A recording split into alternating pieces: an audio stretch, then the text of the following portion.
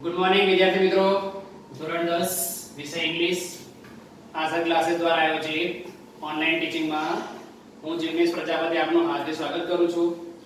તો વિદ્યાર્થી મિત્રો, આજનો આપણો પહેલો લેક્ચર છે અને લેક્ચર નંબર 1 ની અંદર આપણે ગ્રામરના એક સહેલા અને સરળ ટોપિકની શરૂઆત કરીએ છીએ. એ ટોપિકનું નામ છે એક્ટિવ વોઇસ, પેસિવ વોઇસ.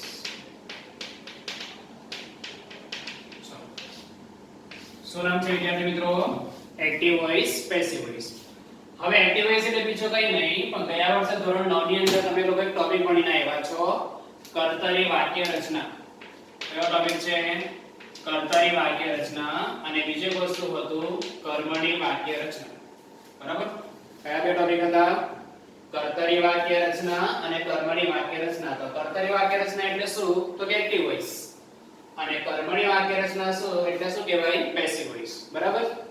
દાખલા તરીકે એમ કહો કે ભાઈ કોઈ વ્યક્તિ કોઈ ક્રિયા કરે છે તો એને કહેવાશે એક્ટિવ વોઇસ.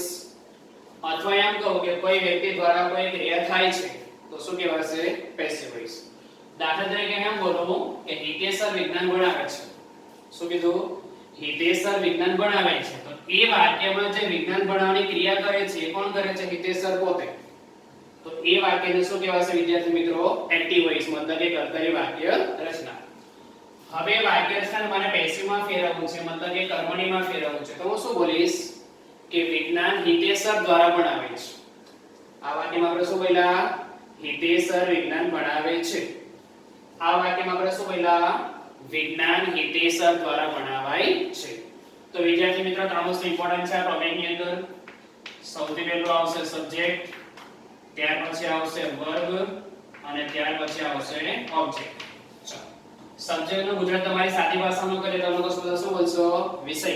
શું બોલશો? વિષય. પણ આપણા ગ્રામરની ભાષામાં સબ્જેક્ટ એટલે શું થાય? કર્તા. સબ્જેક્ટ એટલે શું થાય? કર્તા. ત્યાર પછી આવે છે વર્બ. વર્બ નું ગુજરાતીમાં શું કહેશું આપણે? ક્રિયાપદ. તો વિદ્યાર્થી મિત્રો, હંમેશા યાદ રાખજો કે દરેક કાળની અંદર ઇંગ્લિશ શીખવા માટે તમારું ક્રિયાપદ બહુ ઇમ્પોર્ટન્ટ છે. અને ક્રિયાપદ એટલે શું? તો કે વાક્યમાં ક્રિયા કરનાર વ્યક્તિ. વાક્યમાં જે ક્રિયા થાય છે એને શું કહેશું આપણે? ક્રિયાપદ. દાખલા તરીકે મોટે ભાગના શબ્દોની પાછળ બોલાશે વો. જે કે આપણે અહીં વાક્યમાં ઉદાહરણ તરીકે બોલ્યા. શું બોલ્યા? હિતેશ વિજ્ઞાન ભણાવે છે. તેમની ક્રિયા કઈ થાય? ભણાવવું. કઈ ક્રિયા થઈ? ભણાવવું. આના સિવાય આપણે બોલીએ લખવું, વાંચવું, ચાલવું, બેસવું, ખાવું, પીવું, આવવું, જવું, રમવું. આ દરેક ક્રિયાપદની અંદર અથવા દરેક શબ્દને પાછળ શું બોલાય છે? વ. તો ગ્રામરની ભાષામાં એને શું કહેવાય છે? ક્રિયાપદ. મતલબ ઇંગ્લિશમાં શું કહેવાય છે? વર્બ. આગળ વસ્તુ છે ઓબ્જેક્ટ. ઓબ્જેક્ટ નો મતલબ તમે વિજ્ઞાનમાં ભણશો કે ઓબ્જેક્ટ એટલે વસ્તુ. વિજ્ઞાનમાં તમે ભણશો ઓબ્જેક્ટ નો મતલબ શું થાય છે? વસ્તુ. પણ આપણા ગ્રામરની ભાષામાં ઓબ્જેક્ટ એટલે શું? કર્મ. તો વિદ્યાર્થી મિત્રો, તમારે યાદ રાખવાનું છે જે ક્રિયાપદ મેળવ્યું એ ક્રિયાપદને બે પ્રશ્ન પૂછવાના. શું અથવા કોને વડે. ક્રિયાપદને કેટલા પ્રશ્ન પૂછવાના? બે. કયા કયા? શું અથવા કોને વડે. ચલો, શું નું ગુજરાતી શું થશે ઇંગ્લિશમાં? વોટ. અને કોને એટલે ઇંગ્લિશમાં શું થશે? whom. કોને એટલે ઇંગ્લિશમાં શું થશે? whom. ચલો, આપણે ઉદાહરણ રિપીટ કરીએ અને ત્રણ વસ્તુ સમજી લઈએ કે ભાઈ કર્તા કોણ છે, ક્રિયાપદ કોણ છે અને કર્મ કોણ છે. બરાબર? ચલો, શું બોલ્યા હતા ઉદાહરણ? હિતેશ વિજ્ઞાન ભણાવે છે. એ વાક્યમાં ક્રિયા કરનાર વ્યક્તિ કોણ છે? હિતેશ. તો આપણે એને શું કહેશું? કર્તા. એની કઈ ક્રિયા થઈ? ભણાવવાની. કઈ ક્રિયા થઈ? ભણાવવાની. તો એને શું કહેશું આપણે? ક્રિયાપદ. અને આપણે એ ક્રિયાપદને બે પ્રશ્ન પૂછવાના છે. કયા કયા? શું અથવા કોને વડે. તો શું ભણાવે છે? વિજ્ઞાન. તો વિજ્ઞાન શબ્દ એ વાક્યમાં શું કહેવાશે વિદ્યાર્થી મિત્રો? કર્મ. ખ્યાલ આવી ગયો? ત્રણ વસ્તુ યાદ રાખવાનું છે. પહેલા આપણે ટોપિક શીખીએ છે એક્ટિવ વોઇસ, પેસિવ વોઇસ. કઈ ત્રણ વસ્તુ યાદ રાખવાનું છે? કર્તા, ક્રિયાપદ અને કર્મ. હવે આ ટોપિક ની અંદર તમારા કર્તા બદલાય છે. કર્તા શું થાય છે? તમારા બદલાય છે. મતલબ કે સવાલની અંદર એક્ટિવ વોઇસ આવે તો જવાબમાં શું કરવાનું હોય છે? Passive voice. ધોરણ 10 ની અંદર આ 3 માર્ક્સ નો ટોપિક છે. ધોરણ 10 ની અંદર આ કેટલા માર્ક્સ નો ટોપિક છે વિદ્યાર્થી મિત્રો? 3. ચાલો, તો વાક્યમાં કર્તા તરીકે આય આવે તો તમારે એનું કરવાનું બાય મી. કર્તા તરીકે શું આવે? આય. તો શું કરવાનું? By me. વાક્યમાં યુ આવે તો શું કરવાનું વિદ્યાર્થી મિત્રો? By you. યુ આવે તો શું કરવાનું વિદ્યાર્થી મિત્રો? By you. ત્યારબાદ હી આવે તો શું કરવાનું? By him. સી આવે તો શું કરવાનું? By her. ઈટ આવે તો શું કરવાનું? બાય ઈટ. વી આવે તો કરવાનું બાય અસ. અને ધી આવે તો શું કરવાનું? By them. ખ્યાલ આવે છે? ચાલો ફરીથી. આઈ આવે તો શું કરવાનું? By me. યુ આવે તો શું કરવાનું? By you. ઈ આવે તો શું કરવાનું? By him. સી આવે તો શું કરવાનું? By her. ઈટ આવે તો શું કરવાનું? બાય ઈટ. વી આવે તો શું કરવાનું? By us. અને ધી આવે તો શું કરવાનું? By them. ઓકે, યાદ રહેશે આટલું? ચાલો. તો સૌથી પહેલા તમારે યાદ રાખવાનું છે કર્તા પરિવર્તન. આમાંથી કોઈ પણ એક કર્તા આવે તો બદલાશે, આની સિવાયના કર્તા બદલાય નહીં. ચાલો. હવે વિદ્યાર્થી મિત્રો આની વાક્ય રચના જોવાની છે. શું જોવાની છે? આની વાક્ય રચના. તો એક્ટિવ વોઇસ એટલે તમારો સવાલ અને પેસિવ વોઇસ એટલે તમારો જવાબ. તો સવાલની અંદર શું આવશે એ જોઈએ. અલગ અલગ કાળ આવશે. અલગ અલગ શું આવશે? કાળ. એક તો સાદા કાળ આવશે, ત્યાર પછી ચાલુ કાળ આવશે અને ત્યારબાદ પૂર્ણ કાળ આવશે. તો અત્યારે આપણે સ્ટાર્ટિંગના 3 પીરિયડમાં સાદા કાળ જોશું. એ સાદા કાળમાંથી પહેલો કાળ છે કયો? સાદો વર્તમાન કાળ. કયો કાળ છે વિદ્યાર્થી મિત્રો? સાદો વર્તમાન કાળ. હવે એ સાદા વર્તમાન કાળની એક્ટિવ વોઇસની વાક્ય રચના જોઈએ. તો સૌથી પહેલા વાક્યમાં શું આવશે? કર્તા. ત્યારબાદ શું આવશે? ક્રિયાપદ. ત્યારબાદ શું આવશે? કર્મ. અને છેલ્લે શું આવશે? અન્ય શબ્દ. ચલો ફરીવાર. સવાલમાં સૌથી પહેલા શું આવશે? કર્તા. ત્યારબાદ શું આવશે? ક્રિયાપદ. ત્યારબાદ શું આવશે? કર્મ. અને છેલ્લે શું આવશે? અન્ય શબ્દ. બરાબર? ચાલો. હવે આપણે જવાબમાં સૌથી પહેલા કર્તાને સ્થાને લખી નાખીએ કર્મ. કર્તાને સ્થાને શું લખી નાખીએ વિદ્યાર્થી મિત્રો? કર્મ. ચાલો, કયો કાળ શીખીએ છીએ? સાદો વર્તમાન કાળ. તો સાદા વર્તમાન કાળમાં કર્મની બાજુમાં ટુડીનું તરીકે આવશે એમ અથવા is અથવા are. શું આવશે? એમ અથવા is અથવા are. ખ્યાલ આવે છે? વાક્યમાં સૌથી પહેલા સવાલમાં શું આવશે? કર્તા. એની બાજુમાં શું આવશે? ક્રિયાપદ. ત્યારબાદ શું આવશે? કર્મ. છેલ્લે શું આવશે? અન્ય શબ્દ. જવાબમાં તમારે કર્તાને સ્થાને શું લખવાનું છે? કર્મ. વર્તમાન કાળ શીખીએ છીએ તો કર્મની બાજુ ટુડીનું તરીકે શું આવશે? તો કે એમ અથવા is અથવા are. ત્યારબાદ ક્રિયાપદના સ્થાને ક્રિયાપદ જ રહેશે. ચાલો. અને ખાસ યાદ રાખજો ધોરણ 12 સુધી કે વાક્યમાં તમને પેસિવ વોઇસની વાત આવે તો ક્રિયાપદનું રૂપ હંમેશા માટે આવશે V3. ક્રિયાપદનું રૂપ કેવું આવશે વિદ્યાર્થી મિત્રો? હંમેશા માટે V3. ખ્યાલ આવે છે? V3 એટલે શું સમજી લઈએ. ચલો, ક્રિયાપદના ટોટલ સ્વરૂપ કેટલા છે? 3. ક્રિયાપદના ટોટલ સ્વરૂપ કેટલા છે? 3. કયા કયા? V1 V2 અને V3. V1 એટલે વર્તમાન કાળ, V2 એટલે ભૂતકાળ અને V3 એટલે શું? ભૂતકાળ. V1 એટલે શું? વર્તમાન કાળ, V2 એટલે ભૂતકાળ અને V3 એટલે ભૂતકાળ. દાખલા તરીકે હું ઈટ બોલું તો એને શું કહેવાય છે? V1. આનો ભૂતકાળનું રૂપ થાય એટ. આનો ભૂતકાળનું રૂપ થાય વિદ્યાર્થી મિત્રો એટ. અને આનો V3 બોલીએ તો શું કહેવાશે? ઈટન.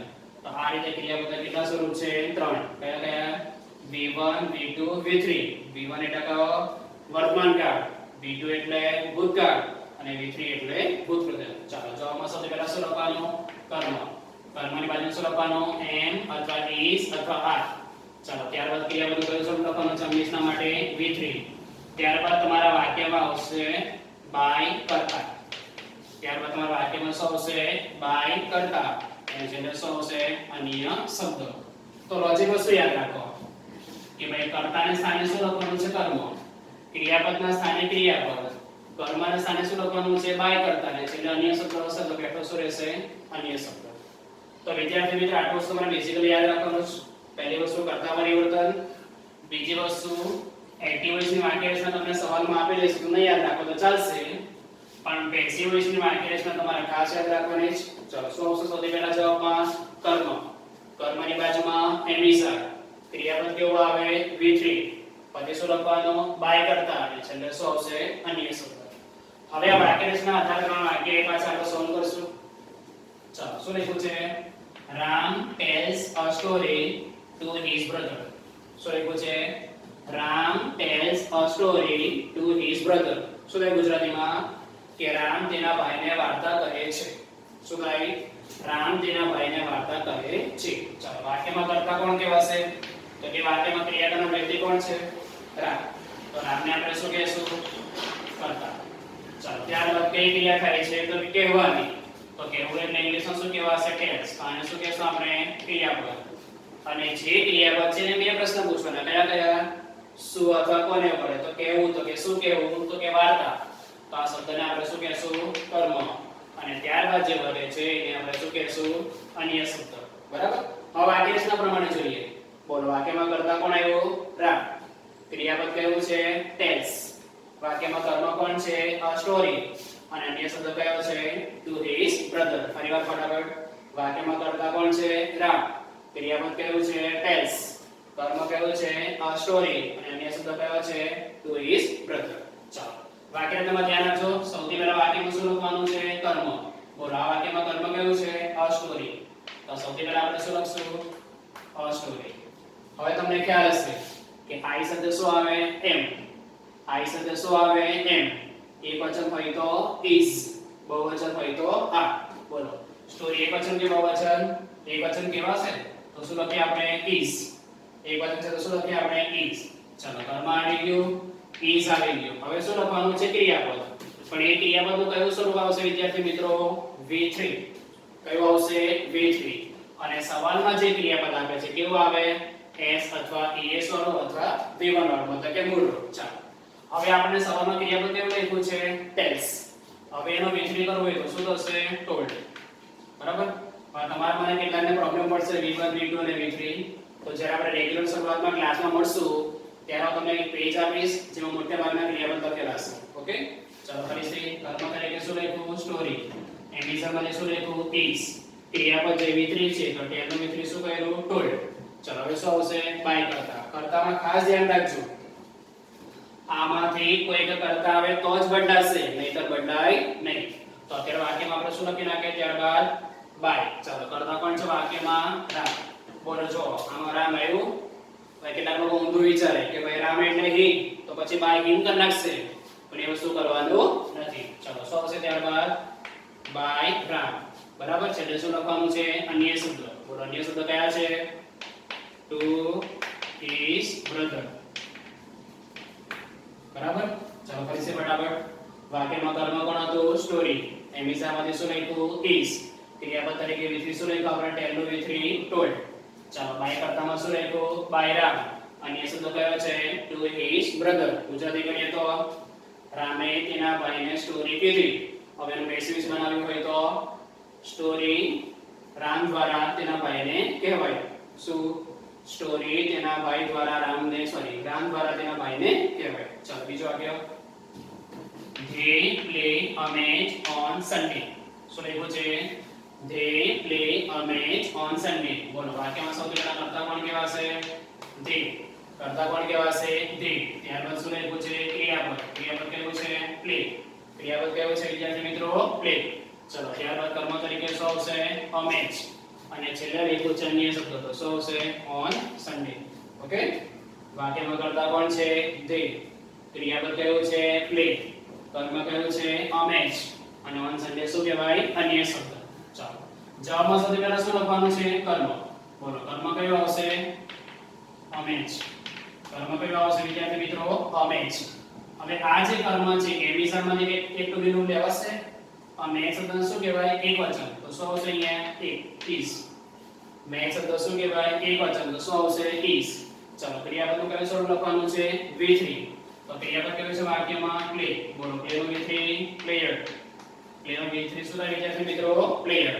ત્યારબાદ વાક્યમાં શું લખવાનું છે? બાય કરતા. તો આપણે શું લખી નાખીએ? બાય. હવે યાદ રાખજો કે વાક્યમાં શું આવ્યું? they. તો બોલો, I આવે તો by me, you આવે તો by you, he આવે તો by him, she આવે તો by her, it આવે તો by it, we આવે તો by us. અને જો આપણા વાક્યમાં શું આવ્યું? they. બોલો, તો વાક્યમાં they આવે તો શું કરશું? by them. they આવે તો શું કરશું? by them. બોલો, અન્ય શબ્દ કયો છે? on Sunday. અન્ય શબ્દ કયો છે વિદ્યાર્થી મિત્રો? on Sunday. ઓકે? આ વાક્યનું ગતિ કરવું હોય તો તેઓ રવિવારે મેચ રમે છે.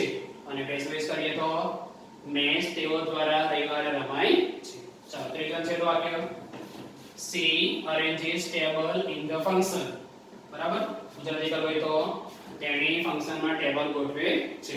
ચાલો સૌથી પહેલા વાક્યમાં કર્તા કોણ છે સી બોલો ત્યારબાદ ક્રિયાપદ કોણ કહેવાશે અરેન્જીસ ત્યારબાદ વાક્યમાં કર્મ કોણ કહેવાશે ટેબલ્સ અને છેલ્લે શું લખ્યું છે અન્ય શબ્દ એ કયો છે ઇન ધ ફંક્શન બોલો જવાબમાં સૌથી પહેલા શું લખવાનું કર્મ કર્મ તરીકે વાક્યમાં શું આવશે ટેબલ્સ કર્મ તરીકે વાક્યમાં શું આવશે ટેબલ્સ હવે ટેબલ્સ એકવચન હોય તો is આવે બહુવચન હોય તો શું આવે આ જો ટેબલ્સ ની પાછળ s લાગ્યો તો બહુવચન કહેવાય તો શું આવશે આ ઓકે ચાલો કર્મ તરીકે ટેબલ્સ લખ્યું એ વિધાનમાંથી શું લખ્યું આ હવે વાક્યમાં જે ક્રિયાપદ છે કેવું લખવાનું છે with તો વાક્યમાં અરેન્જ જે શબ્દ લખ્યો છે એ અરેન્જ નો વિતરી કરવો હોય તો શું થશે અરેન્જડ અરેન્જ નો વિતરી કરવો હોય તો શું થશે વિદ્યાર્થી મિત્રો અરેન્જડ ચાલો ત્યારબાદ બાય કરતા લખવાના છે બોલો તો પહેલા અહીં શું લખી નાખીએ બાય જો વાક્યમાં કરતા કોણ છે સી બોલો વાક્યમાં સી આવે તો શું કરવાનું બાય હર તો આપણે અહીંયા શું કરીએ છીએ બાય હર અને છેલ્લે શું લખવાનું અન્ય શબ્દ વાક્યમાં અન્ય શબ્દ કયો છે in the function તો વિદ્યાર્થી મિત્રો આ પ્રકાર ટોપિક છે એક્ટિવ વોઇસ પેસિવ વોઇસ કયો ટોપિક છે એક્ટિવ વોઇસ પેસિવ વોઇસ તમે દરેકને વિનંતી છે કે નોટમાં તમારે આટલું અને આ બે વાક્યરચના લખી દેજો જેથી કરીને તમે ભવિષ્યમાં આ વસ્તુ બીજી વાર વાંચવું હોય યાદ રાખવું હોય તો તમને ઈઝી પડશે ઓકે ચાલો આવતા આ વિડિયોમાં આપણે બીજા વાક્ય કરશું ત્યાં સુધી અમારા નમસ્કાર